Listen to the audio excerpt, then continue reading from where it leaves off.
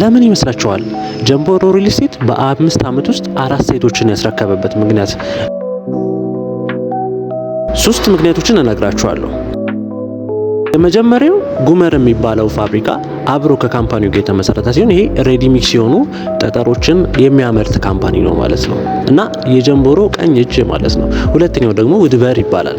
ይህም አንድ ላይ ከጉመር ጋር የተመሰረተ ሲሆን ሁለቱም እህት ኩባንያ ናቸው ለጀምቦሮ ሪል ስቴት። እነዚህ እህት ኩባንያዎች በጣም ሬዲ ሚክስ የሆኑ ጠጠሮችንና አሸባዎችን ሁሉንም ነገር በማቅረብ ግንባታው እንዲፋጠን ያደርጋሉ። ሶስተኛው ደግሞ ከውጪ ሀገር የኮንስትራክሽን ካምፓኒዎች ጋር ያላቸው ግንኙነት ነው። ለምሳሌ ከቻይና ኮንስትራክሽን ካምፓኒ ጋር አንድ ላይ ይሰራሉ።